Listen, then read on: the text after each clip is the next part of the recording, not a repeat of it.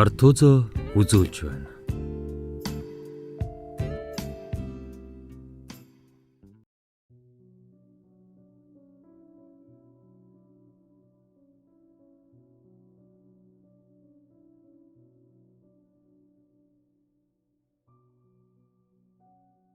Жаргаж ирсэн амьдралын жаргал нь зөвхөн чийл байж.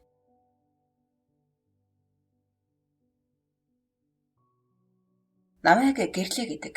Би саяхны хүртэл энэ хорвогийн хамгийн жаргалтай эмэгтэй байсан юм. Яагаад өнгөрсөн цаг дээр ярьж байгаа вэ? Гэвэл би эхнээс нь бүгдийг ярил л да. Би гэдэг охин хар багын их царайлаг, сургуульдаач хамгийн алдартай охин нь байлаа. Надтай үерхийг хүсдэг хөвгүүд ихээ. Маш олон хайрын захиа авч үзсэн. Зүгээр уншаад л хайчихдаг. Эсвэл өөр нэг охинд тэр хөвгүүнээс өгч байна гэд өгчөгдөг байлаа.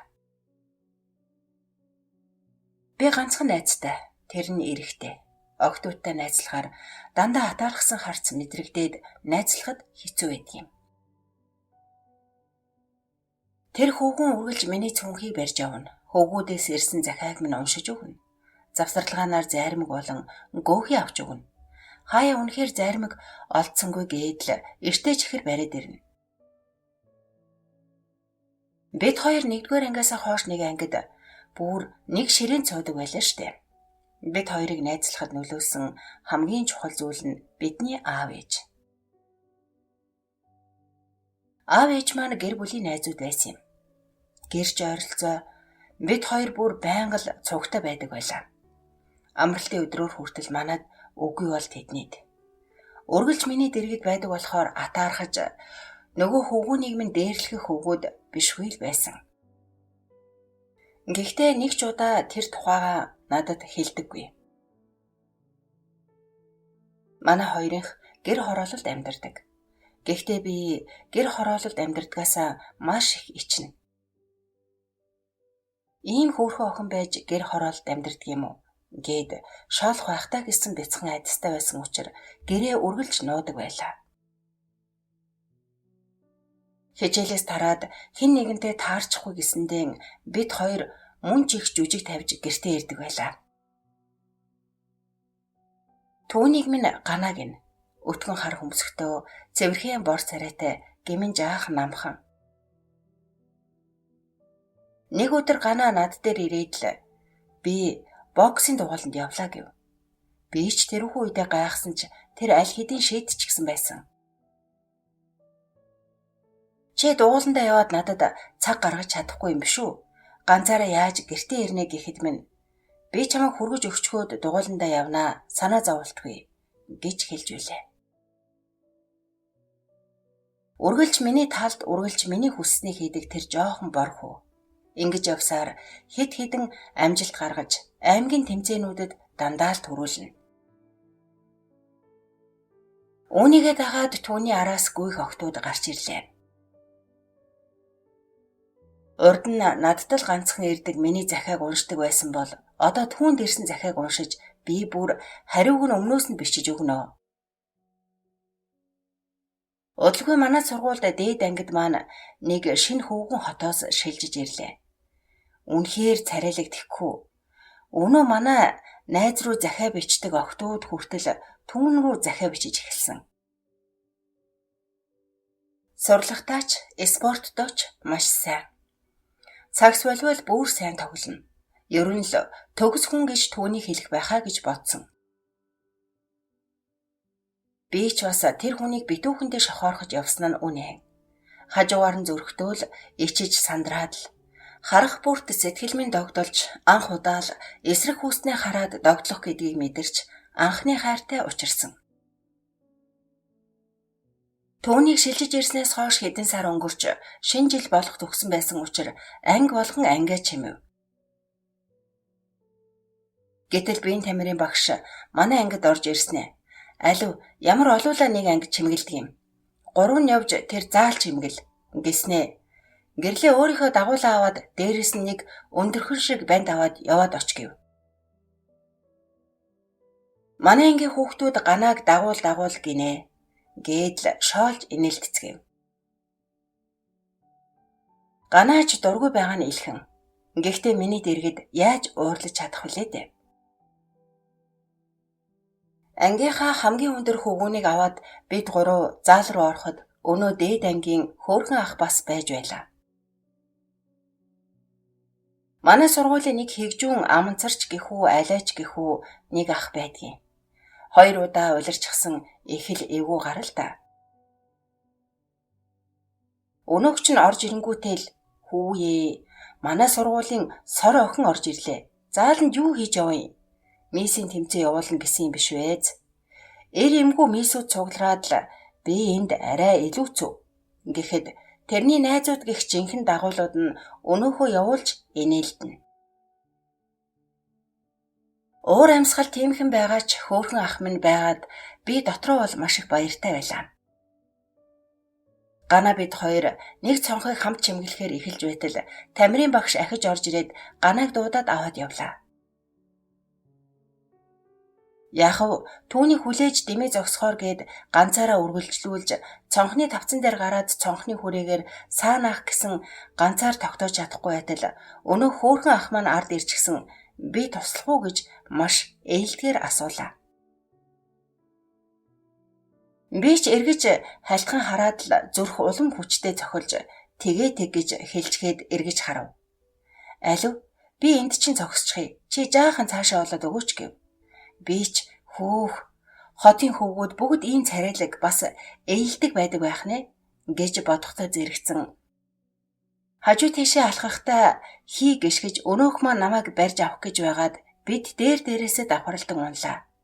Бүр яг кино. Кино клип цаашаа л байсан юмдаг. Гэхдээ мэдээж үнсэлт энтер байхгүй. Би гэдэг хүн ард агзаараас аваад ухаан алдаасгүй.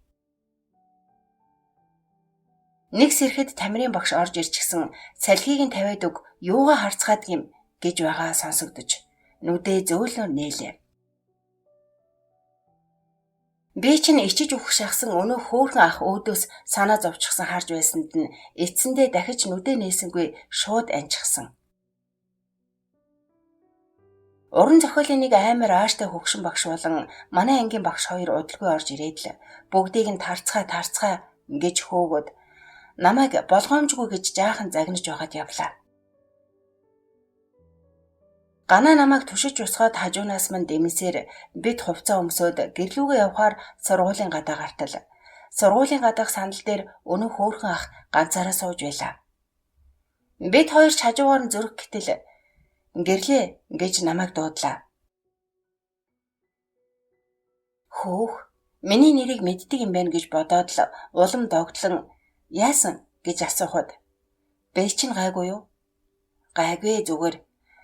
Ашгүй дээ би харин санаа зовоод надаас суулж унчихсан болохоор гиснэ. Бидэн лүү хараад чамайг хүргэж өгөх хүн байгаа байх нэ. Чамайг хүргэж өгөх гэж байсан юм. За тэгвэл баяртай сайхан амраарай гэж өөдөөс инээмсэглэхэд нь би бүр гүн дурлаж орхисон. Түүний тэр инээмсэглэл бүр яг л ховс шиг. Харих замдаа ганаад уурлаад л би ер нь маргаашнаас чамтай хамт явхаа боллоо. Гэхэд минь чи тэгээд гэр хороолол байдгаа хэлэх гээд байгаа юм уу? Өө нэрээ тийм штэ. Би яагаад байранд амьдарч болохгүй гэж үнэхээр муухай байна гэж гомдлсоор гэртээ ирлээ. Үе таарлахдаа над руу хараад л инээмсэглэнэ. Ингэж явсаар хавар өнөөх царайлаг ах маань төгсөх боллоо. Хичээл орж байхад дээд ангийнхан хонхны хоёр гэдэл сургуулийн гадаа гүйлдэж хөөрөлдөж байгаа нь харагдана. Миний сэтгэл санаач аль хэдийн гадаа явж байсан юм. Хичээл эрт тарах болж би ч баярлан ангиасаа гартал өнөө хөөрхөн ах маань ангийн гадаа зогсож байдаг байгаа. Би ч зүрх зогсох шахан болоод л түүн рүү хараад л тэр газраа гацчихлаа. Чи орой 5 цагт сургууль дээр ирж чадах уу гэхэд би өөрийн мэдлгүй толгойд өглөө. Ангийн охид хөвгүүд бүгд үү гэж орилдоод л зарим охтууд атаархлыг харцаар намайг харж жиг жуг ярилцах нь сонсогдно. Гэрлүүгээ яаран явахдаа юу өмсөх вэ? Намайг болзоонд өрсөн гэсэн үг үсттэй. Арай надтай үерхээж гэж хэлэх гэж байгаа юм биш байх та. Яана, өнөөдөр хонхны баяран шүү дээ. Би юу өгөх вэ? Хонхны баяраа хийж байхад нь юу ч өгч чадахгүй юм биш үсттэй гэж санаа зовно. Ганаа юу ч дуурахгүй л хажууд минь явсаар гэрийн гадаа ирэхэд намайг баяртайч гэлгүй гэрлүүгөө орчихлоо.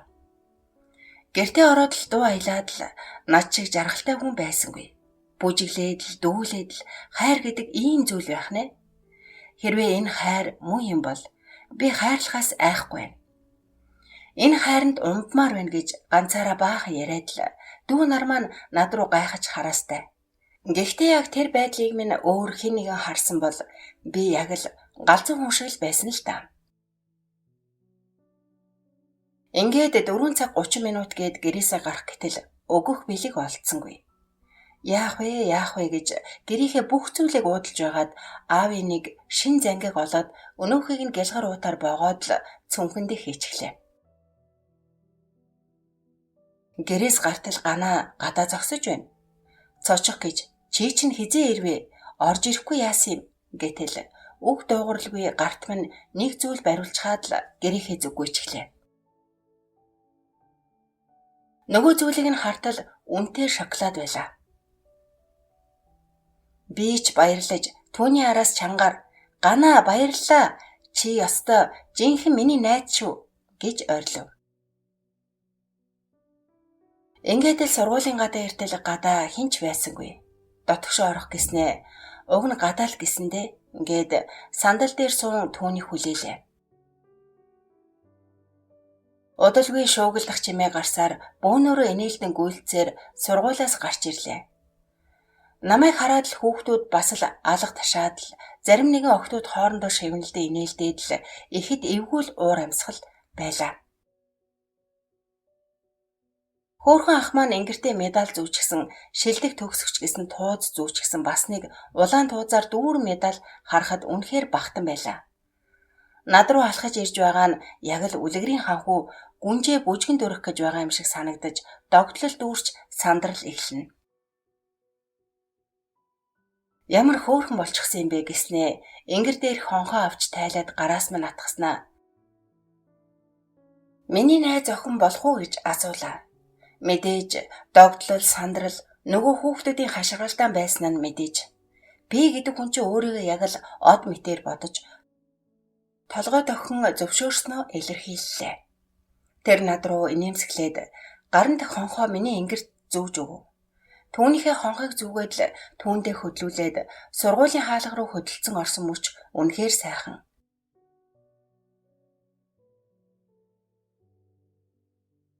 Энэ өдрөөс хойш бид үерхэж эхэллээ. Өнөөх гэрээсээ ичдэг байсан охин чинь ичих хайхаач мэдлгүй гэртээ хургуулж авахулаад л энэ үед гана бид хоёр яг л танихгүй хүмүүс шиг болсон байлаа. Надтай ярилцахгүй зүгтаагаад л манад орж эрхээж болчихсон. Байнга бэлтгэлтэй завгүй байна л гэдэг болчихсон.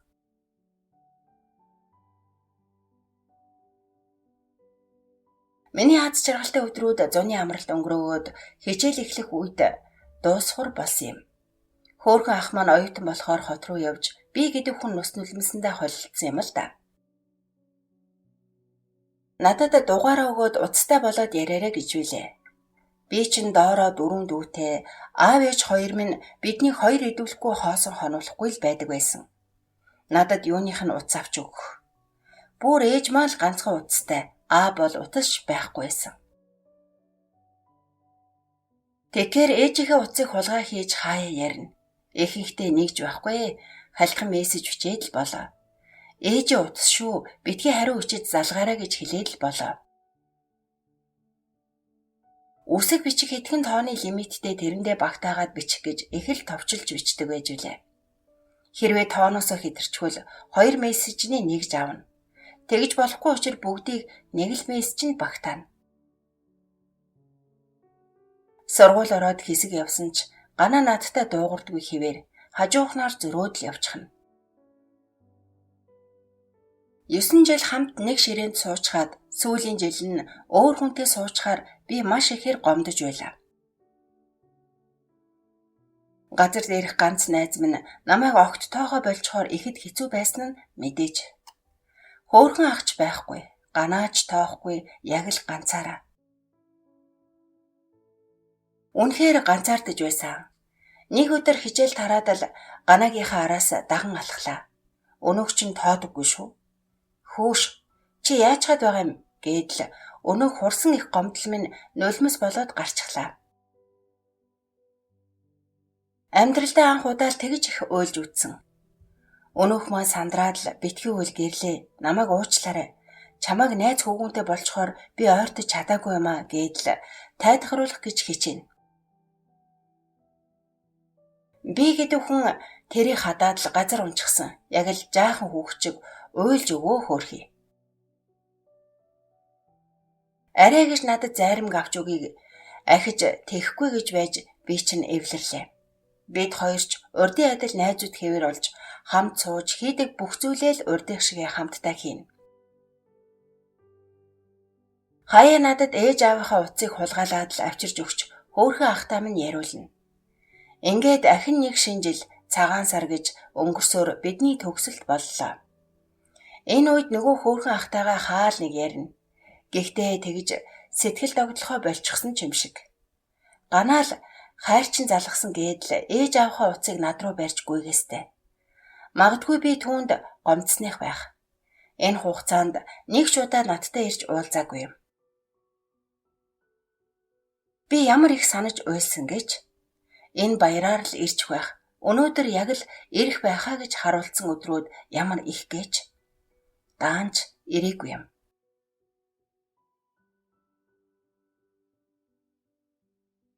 Төгсөлтийн баяр болж төгсөлтийн үдэшлэгэндээ орлоо. Намайг урьж бүжиглэх гэсэн олон хүүгүүд байсан ч ганаа намайг хамгийн түрүүнд урьж бүжиглсэн юм. Чи яагаад намайг урьж байгаа юм бэ? Хэрвээ өөр хүүгүүд чамайг урих юм бол чи бүжиглэх болно. Хэрвээ энэ ховж ив найз хүүгүүний чинь чихэнд очих юм бол чи эвгүй байдалд орно шүү дээ гэснээ. Нээрээ би чамд нэг зүйл өгөх гэсэн юм.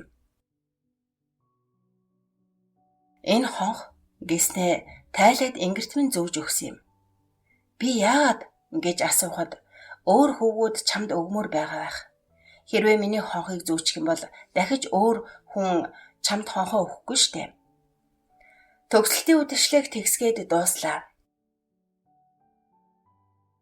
Сургуулиас бид хоёр хамт гарч ирэхэд гадаа нөгөө олон сар царайг нь харахыг маш ихээр хүсэж байсан хөөрхөн ах маань зогсож байлаа. Би ч баярлаад л шууд очиод тэврээд уйлчихсан. Хэр удаан тэгж тэврэлдэж зогсноо ч мэдтгүй юм. Бид сая л нэг ухаан орсон уу гэмээр ийш тийшээ харуултахад бидний хажууд хинч байсангүй. Ганаа хизээ яаж явсныг ч мэдээгүй. Гэрт минь хүргэж өгөхөөр хамт алхлаа.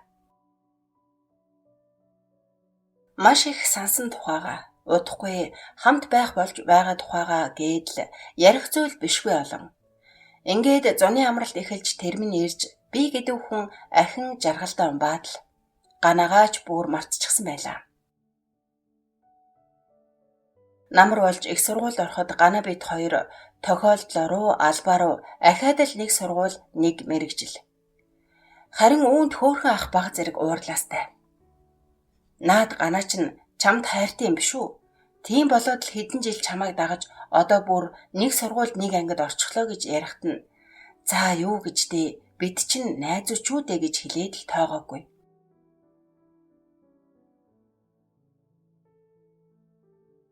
Он цаг хугацаа харавсан сум мэт урсан өнгөрнө. Бид хоёр ч хажуу өрөө түрээслэн хамт амьдардаг боллоо. Дахиад л нэг жилийн үр үзлээ. Гэтэл би жирэмсэн болсон байлаа. Энэ баярт мэдээгээ баярлан хөөрхөн ахтаа хэлтэл тэр миний сансан шиг хүлээж авсангүй. Одоохондоо болоогүй. Би энэ жил сургуулаа төгснө. Чухал жил шүү дээ. Хоёулаа нэг мөсөн сургуулаа төгсөөд ажил дээр гарсан хойноос болъё тэгхүү гэв. Ямар их гомдсон гэж болох талаас нь харах байхаа гэж найдсан ч тэр тэгээгүй.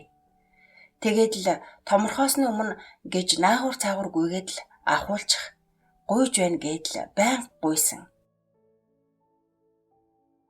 Би үнэхээр ахуулмааргүй байлаа. Нэг өдөр тэр шаал согтуу гэртээ орж ирсэн. Би хичээлээ хийгээ завгүй байсан учраас хоол хийж чадаагүй юм. Урд нь намайг хоол хийгээгүй үед өөрөө ирээд л хоол хийчихдэг байсан л да. Тэр өдөр уурлаад л хоол хийгээгүй юм уу? Тийм ээ, завгүй байлаа. Маргааш нэг бие даалт өгөх гэхэд ганц ая хоол хийгээд өгчих сэтгэл байхгүй юу гэд арай зандрангуй хэлэхэд нь би чиний зарц биш гэд хэлчихсэн.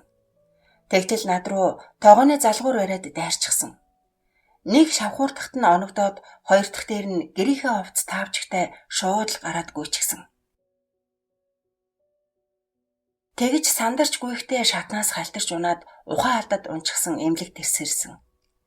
Намайг гэрийнхнээсээ хүн дуудараа гэж хэлэхэд би тэр хүнийг дуудах хүсэл байгаагүй тул ганааг л дуудлаа. Тэр ч дорхноо л хүрээд ирлээ. Үрмэн зулбчихсан. Энэ мэдээг эмч ганаад хэлэхэд тэр маш их гайхаж бас гарц нь гунигтай болж байсныг би маш сайн сандаг. Яг л өөрийн төрсөн үрээ алдсан эцэг хүнээс гарах тийм л харц байсан. Эмнэлгээс гарахад тэр намайг өөрийнхөө гэрлүү авч явлаа. Ганаа бол Фоксороо хөөрхөн амжилт гаргачихсан бас хичээлийнхээ хажуугаар ажил хийгээд нэг дүүтэйгээ 2 өрөө байр түрээсэлж амьдардаг байв. Намайг асарч тооглож дүүнч бас надад маш сайн. Аргагүй шүү дээ. Багаас нь би их чигнэл хамт байсан хүн шүү дээ. Хүний ах эгч ингэж дүү нараа хардаг байтал би гэдэг хүн эр дагаад л муу дүүгээ дотор байранд цуулгачихсан амьдарч байдаг гэдэл өөрийгөө зүхнэ. Ганаа намайг дахиж тэрнийхээ гарт очихгүй шүү. Би чамайг явуулахгүй гэж мэдэрээ гэхэд нь би тэгээд чиний дэргэд насаараа амьдрах хэрэггүй. Би ямар чиний найз охин уу? Би тэр хүн дээр очихгүй ч гэсэн чамд дараа болж амьдрмааргүй байна. Тэгвэл миний эхнэр болчихооч гэж хэлсэн юм. Үнэхээр том шок. За тоглоод байгаарай гэхэд тэр анх удаа л надад сэтгэлээ нээсэн юм. Хар угаасаа л сэтгэлтэй байсан. Миний бүхэл дурсамжинд чийл байдаг. Миний чамд гаргадаг бүх үйлдэл чин сэтгэлийнх. Тэр хонх, тэр бүжиг бүгд хайрынх байсан.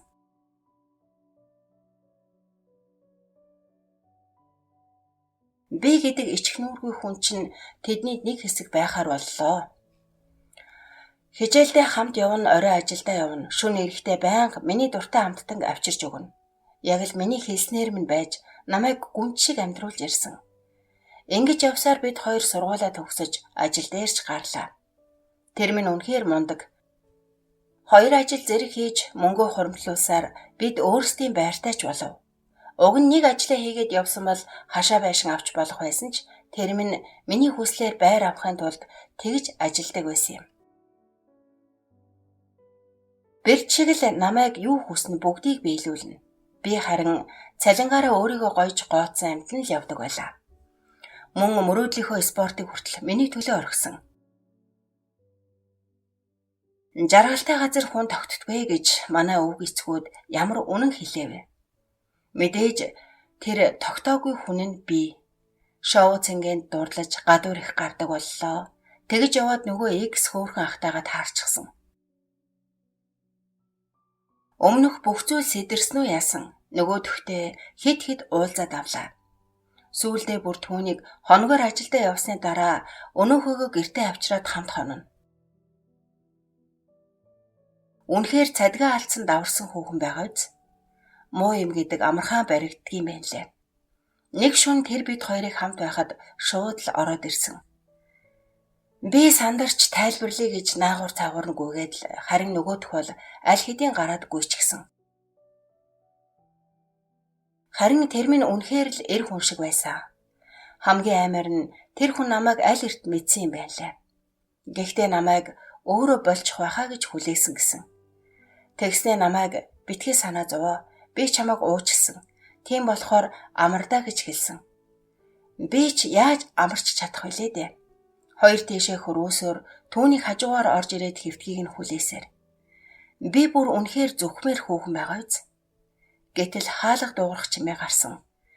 Би ч гайхаж очиод хартал ширээн дээр бичиг үлдээгээд тэр минь гэрээс юу ч авалгүй. Бүр хувцаа ч аваагүй, өвөрд намайг орхиод явчихсан. Тэр зурвсан. Чи бол миний хамгийн анхны ариун нандин тийм л хайр. Би чамайг үрд түүгээр нь дурсмаар байна. Чи бид хоёрын зам хизээч нийлэхгүй бололтой. Заавал жаргалтай амьдраарай. Намайг хайраар дутааж байсанд уучлаарай гэсэн зурвас. Тийм ээ. Би тэр хүртэл хорвоогийн хамгийн жаргалтай эмэгтэй хүн байсан.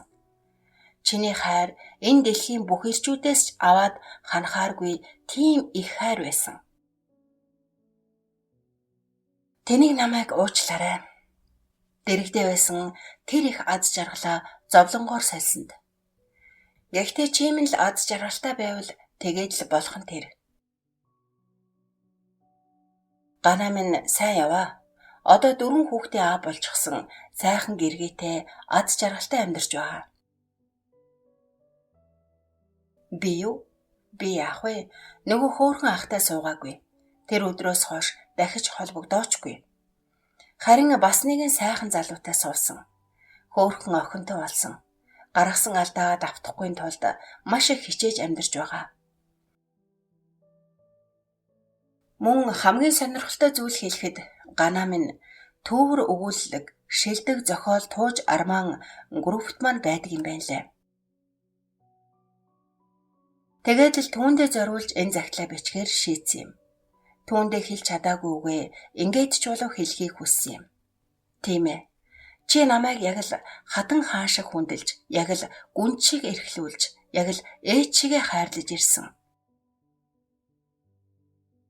Чамтай байсан бүхий л хугацаа хамгийн их жаргалтай байсан үе минь шүү. Чи бол миний хамгийн нандин хайр минь байсан. Нэг ч удаа чамд хэлж байгаагүй үгээ хэлье. Би чамд хайртай.